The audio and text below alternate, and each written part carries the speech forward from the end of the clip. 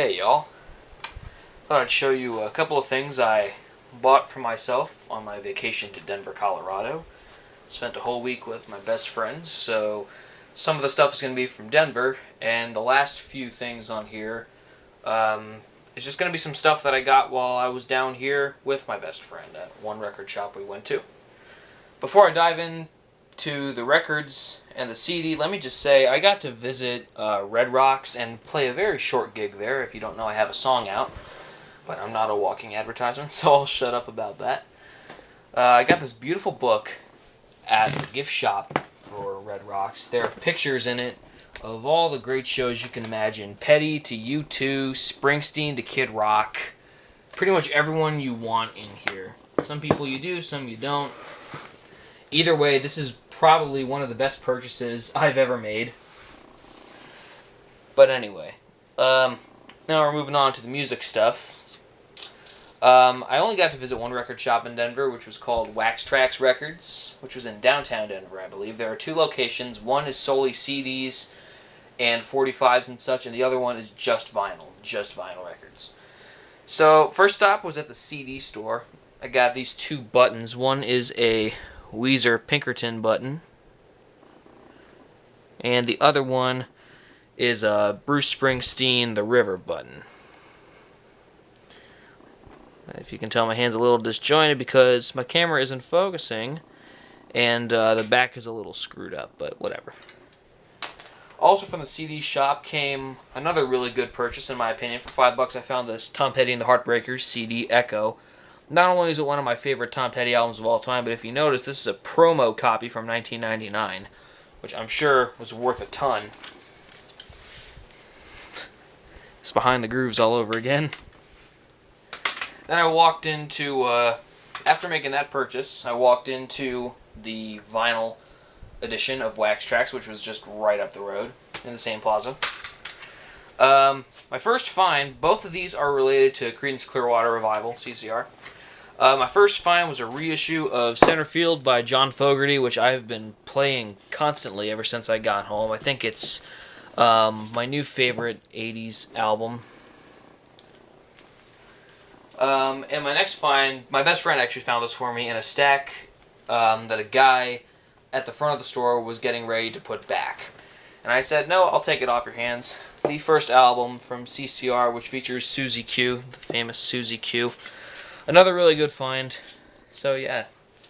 And those are my only two purchases from that store. But while I was waiting for my ride to show up, I found this by a trash can, Hooked on Classics, which is basically a disco remix of classical tunes. It's not as bad as it sounds, to be honest. I didn't necessarily want it, but you know what? No record belongs in a trash can. Well, that's not true. But the thing is, I don't have a grudge against that record, so whatever. Anyway, so we flew home a couple of days later, and I took him to my now primary stop, Kingfish Records, which is in Clearwater, Florida. And I got some of these. One of my favorite records of all time, another CCR record, Cosmo's Factory. If you've never listened to this one, definitely do yourself a favor and listen to it. Every CCR song on here, except Bad Moon Rising and Proud Mary and Fortunate Son. Whatever. Next up, this one really shocked me when I found it. In Denver, I got the great opportunity to see two of the surviving members of the Monkees, Mickey Dolenz and Michael Nesmith. I have never seen Michael Nesmith until that night. He was the last Monkee I had to see live. I had seen Davy Jones many years ago. And so it was kind of cool to find this 2 days later. This is Magnetic South by Michael Nesmith and the First National Band, which was the band he was in once the Monkees called it off.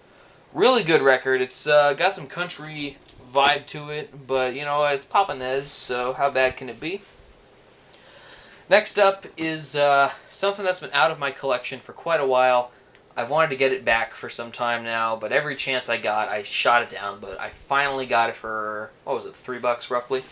Tug of War by Paul McCartney. I feel like this album gets a lot of crap because people say that there aren't a lot of good songs on there. I tend to disagree because you gotta love Wanderlust. Finally, my last find at Kingfish was another album that's been out of my collection for quite some time. Unfortunately, I'll probably have to give this one up too because Dum Dum Me forgot to check the record before I purchased it. The album is in there, but somebody wrote their name on the label, and personally, I hate when people do that. Parsley, Sage, Rosemary, and Thyme by Simon and Garfunkel. Again, if you don't have this album, definitely do yourself a favor. At least take a listen to it, because, of course, Simon and Garfunkel only released 5 albums in their entire career, but this one's pretty good. It's not my favorite, but it's still pretty good. It's got a lot of, I wouldn't call them hits, even though Feelin' Groovy and Scarborough Fair and Homeward Bound are on it. Those are pretty much the only hits, so-called hits on there.